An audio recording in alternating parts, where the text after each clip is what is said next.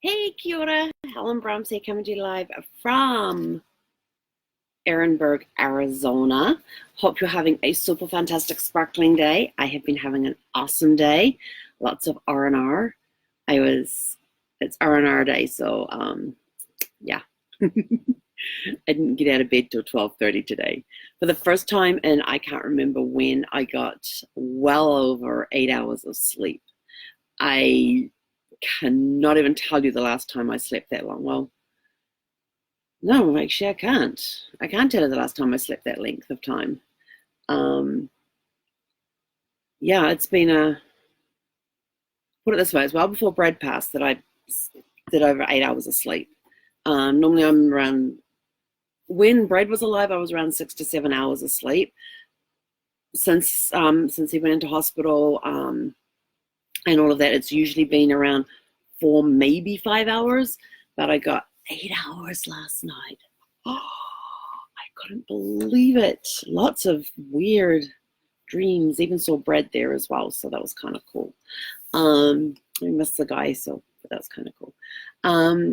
So yeah, so woke up probably around, what was it, like almost 9 o'clock when I woke up this morning. Actually, it would have been longer I slept then, because I was in bed last night by 10:30, and then I didn't read that long. Huh, it was over 8 hours. But so yeah, so I woke up probably around 9 o'clock and then thought, I'm just going to lay and read for a while. So I did. And next thing I knew, it was 12:30 and my stomach was going, I figured it was time to put some food into it. So that's when I got up, showered, dressed, ended out here, had some breakfast. Well, it was more like brunch. And then what did I go do? Oh, and then I put the eggs on to boil because I had to hard boil some eggs. And while they were hard boiling, I put the chicken into a marinade. So I will cook. I was going to cook it up today, but I'm going to do it tomorrow. And then I took down the broken blind, which looked like this. So, oh, I forgot to tell you. Meet Casey's new mate. If you didn't see it on my Facebook page the other day, then this is Casey's new mate, the koala, that he got to meet on, what day was that, Thursday?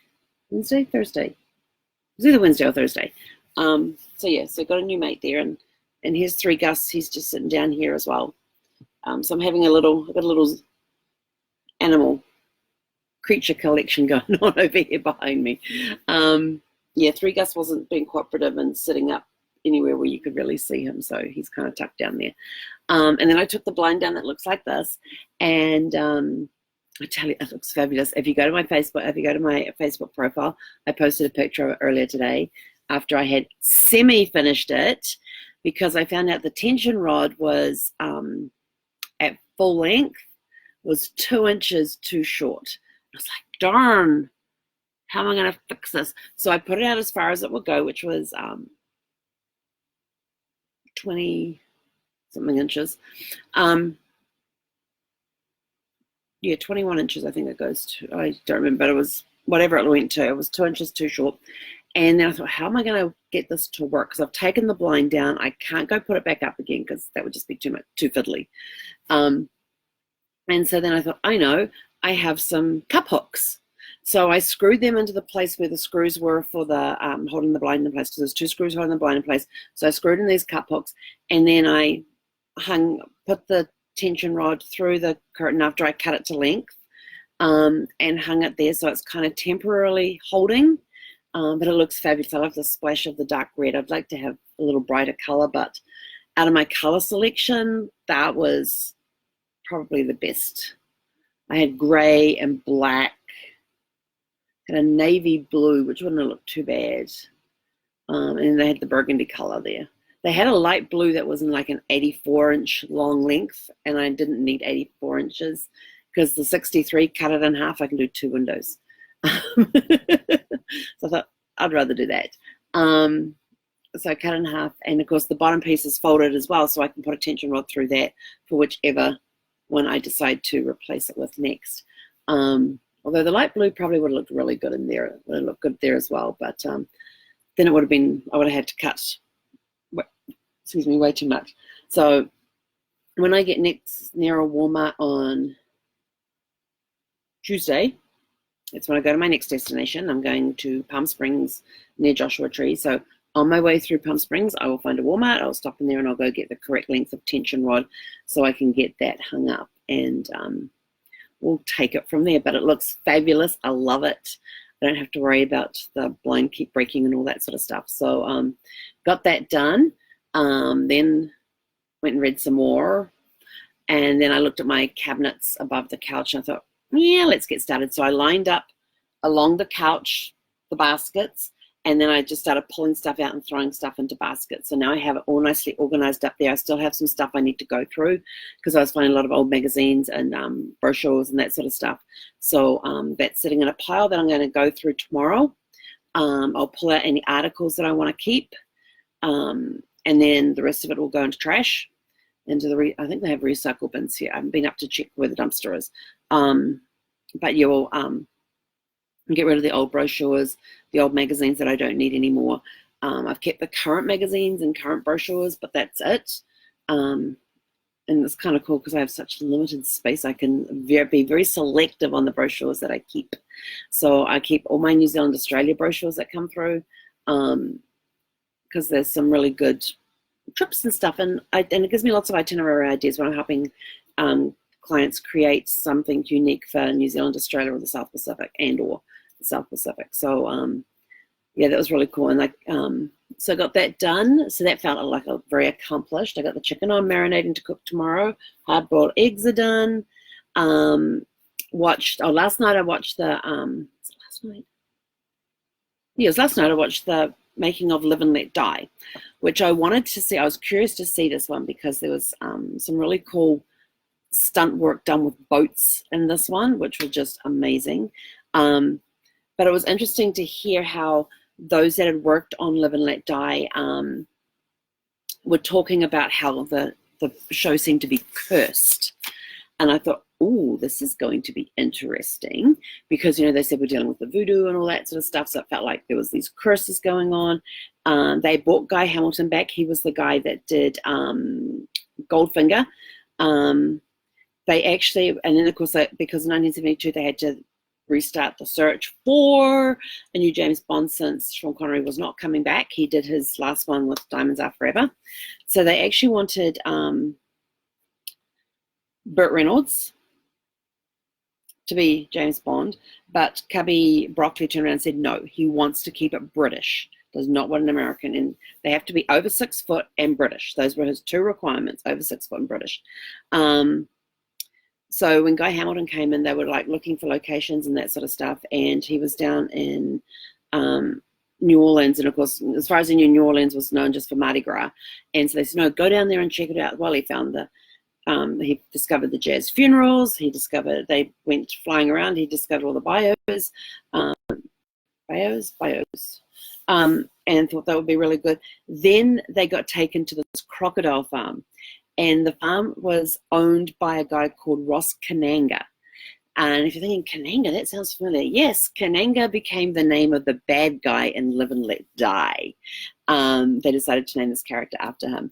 But Ross Kananga's father actually used to own the crocodile farm, and Ross Kananga grew up around all the crocodiles and stuff, and his dad used to do these shows, wrestling with the crocodiles, holding their mouth open, and there was one stunt that he would do where the crocodile's mouth would be open, and his dad would take Ross and stick his head in the crocodile's mouth.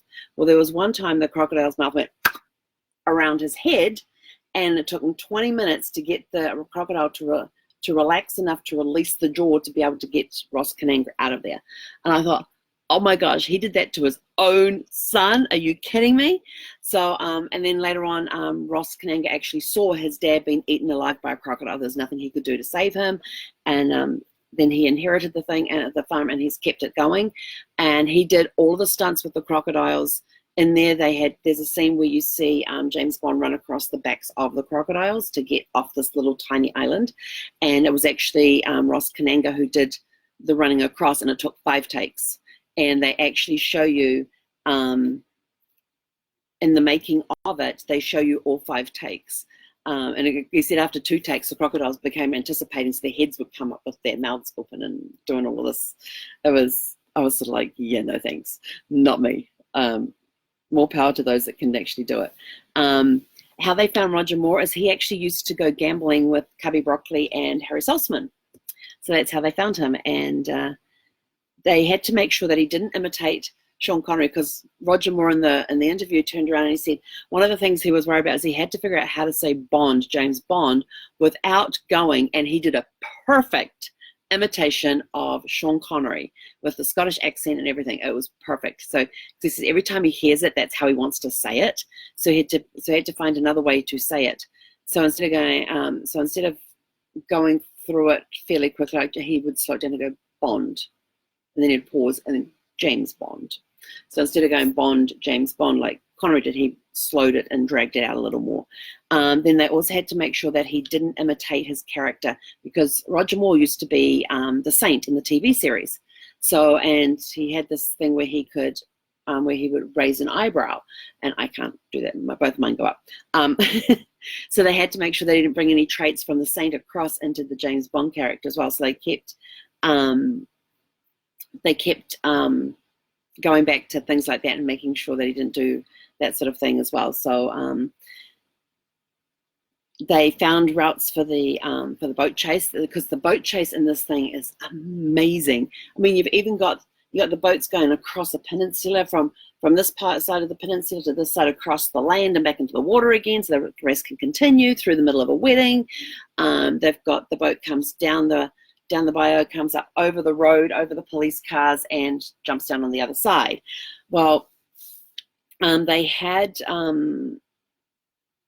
Jerry Commode, who is a boat stuntman, and he helped plan everything and all this sort of stuff. They found this house on this peninsula thing, and actually landed the helicopter there, went out and actually had an interview. They actually interviewed the lady who owned the house, and she was describing how they came down in the helicopter. They said they wanted to use it for James Bond. Would that be okay? They said, yep, fine. Everything was dealt with. And then they went through actually speeding up to come across the peninsula and down to the other side, and they kept hitting this tree. And they couldn't figure out why this was happening, and so they kept hitting the tree. And so they said, okay, we're going to call it quits for today, because everything was going fine. It was like straight on, straight line, everything else, and then boom, it goes into this tree. And this was one of the things they thought was cursed. So they went back they couldn't go filming the next day because the whole thing was underwater. It would have flooded through heavy rain that night before. But they did do the jump that they did from one side of the road to the other, where all the police cars were all gathered and all that. You see in the scene, you see the boat go up and over and down the other side. It was 115 feet in length. They needed 80 feet. They built this ramp 115 feet in length, and it actually ended up in the Guinness Book of World Records for the longest boat jump. So it went 115 feet. So I thought that was kind of cool. But there's a really cool chase scene with the boats, and the stunts that they do on the boats are just awesome. So when it came to finding who played Solitaire was Kananga's fortune teller that he would always take with him, and she had to be virginal, had to be a virgin, because then she had the power of the cards, and she would read these tarot cards and all of this sort of stuff. Their first choice was actually going to be Diana Ross, but they decided to keep it more to the description in the book, which was a white woman who looked virginal. And so they were looking all around these different actresses and came across Jane Seymour, and so she ended up with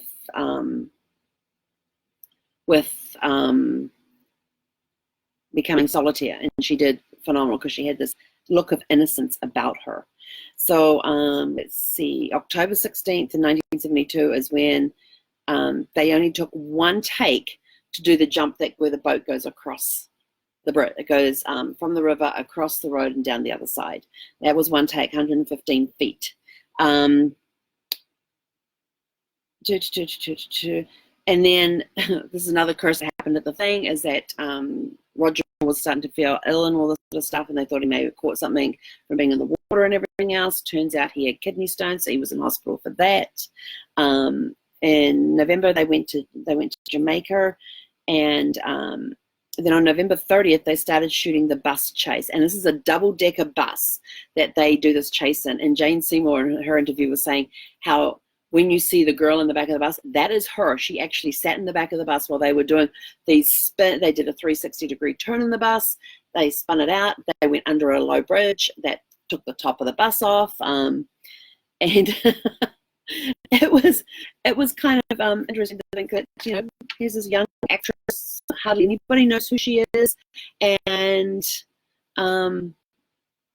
here she is sitting on the back of the bus as it's speeding down the street. It's doing all these fast turns and going under low bridges and everything else. She says, I was there through the whole thing. They said that, let's see, December 31st when they did the 5 attempts of running across the back of the crocodiles. And then on July 5th, 1973, they had the premiere of To Live and Let Die, which, of course, broke box office records. And they said that Broccoli and Saltzman pulled off the biggest feat of all that they pulled off was giving the world a new 007, which they did. And Roger Moore did great. I almost finished watching the next one, which is The Man with the Golden Gun. Interesting fact, when I was at this training on Thursday, when I was at the training on Thursday, of course, Thailand was there. And the girl and the Candy was from Thailand Tourism Board was there. She was doing a presentation. I'd actually spoken to her earlier and said, now, and they were talking about the floating markets and that. And I said, oh, are those the ones that are used in James Bond's The Man with the Golden Gun? And she says, I don't know. I didn't know. And I said, well, they had these floating markets there, and she was pointing them on the map. I said, would that be where they were filmed? She says, I don't know exactly where they filmed that, but this floating market here is this really big thing, blah, blah, blah, blah, blah. And so then later on when she was doing a presentation, she puts up a photograph of Scaramanga's Island, which is a very well-known photograph, and I cannot remember the name of the bay. I probably should look it up on my phone. But the picture came up, and I thought, oh, I know that picture. I know that place. I know it is. And she says, now this is this island here was used in a James Bond movie. Can anybody name the movie? And she looks at me and goes, yes, I said The Man with the Golden Gun. So I won myself a little prize. But I was the only person in the room that put my hand up, and everybody else was just like, no, my hand just shot straight up. So she said, you know, anybody know any James? Well, this is a very famous scene from a James Bond movie. Can anybody name the movie? That hand just flew. James Bond movie, hand flew up. Nobody else in the room put their hand up. They were all like, I don't know. But yes, so I went up to her afterwards and I said, I can't believe you asked that. She says, why is that? I said, I'm actually going to be watching that movie this coming week. And told her about my James Bond fest. So that was To Live and Let Die, and of course watching The Man with the Golden Gun. One of my favorites. I enjoy this movie. The guy who I think it's the guy that plays Scaramanga is actually, the guy who plays, you know, if I can remember this correctly from the making of Dr. No, the man who plays Scaramanga in The Man with the Gun is either Cubby Broccoli or Harry Saltzman's cousin, who they actually wanted to play Dr. No. And he of course went, no. He did not want to do it. And so they got him later on in with the Golden Gun.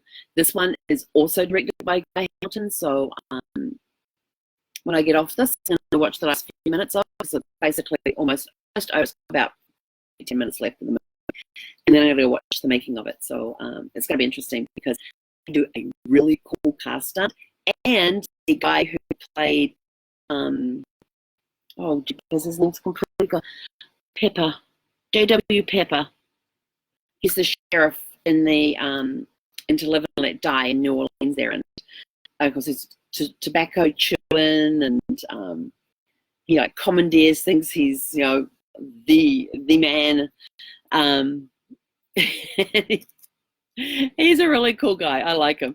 And they actually bring him back into The Man with the Golden Gun. So I'm curious to see, and he's on vacation with his wife, and he ends up sitting in the car with James Bond as they go on this chasing Scaramanga and Knick-Knack.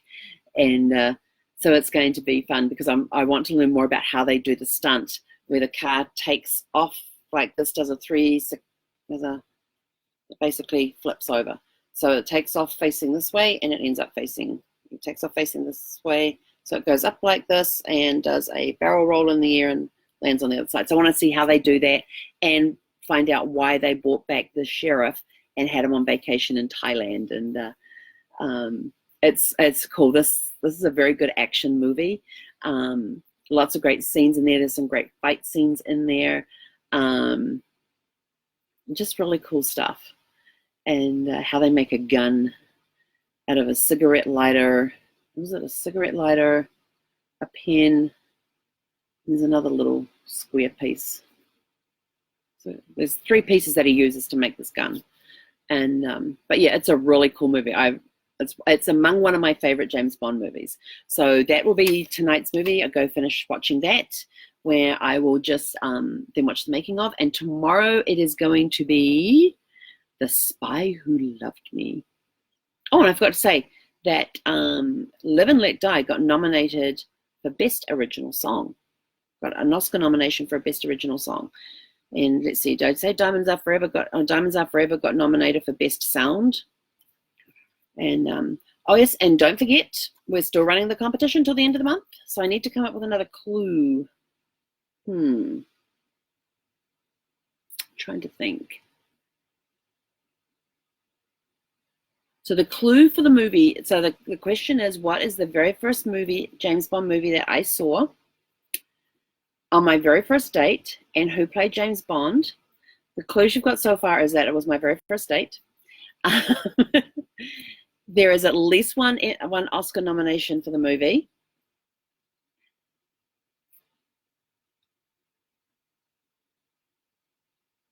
Now, was that movie or that one?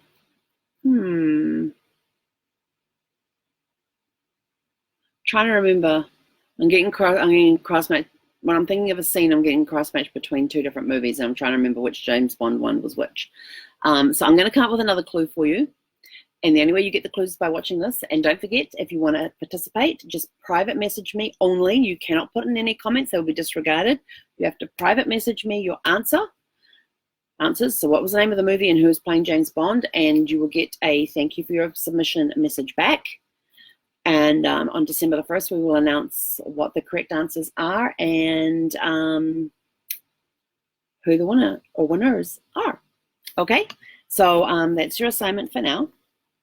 And I will keep telling you about movies that get nominated.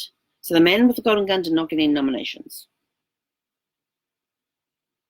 Do they have a nomination for the best stunts? Because the stunt in this movie, although the boat scenes were really cool too. Yeah. All right, so that's it. 1973 was Live and Let Die. 1974 was Man with the Golden Gun. And tomorrow I will tell you more about the stunt and why they ended up having some little sheriff from some little place down there in Louisiana go to Thailand to team up with James Bond on a car chase. Stay tuned for tomorrow. We will see you then. Tomorrow is more organization, do some work, organization, cook my chicken, which is currently marinating right now. And it's going to be good. Yes, once it's all marinated and I get it ready, I'm going to wrap it in sear it, wrap it in bacon. I haven't decided what I'm going to stuff it with yet. And then put it in my Instapot. So tell you all about that tomorrow. Have a super fantastic sparkling evening and we'll catch you all tomorrow. Hei konera.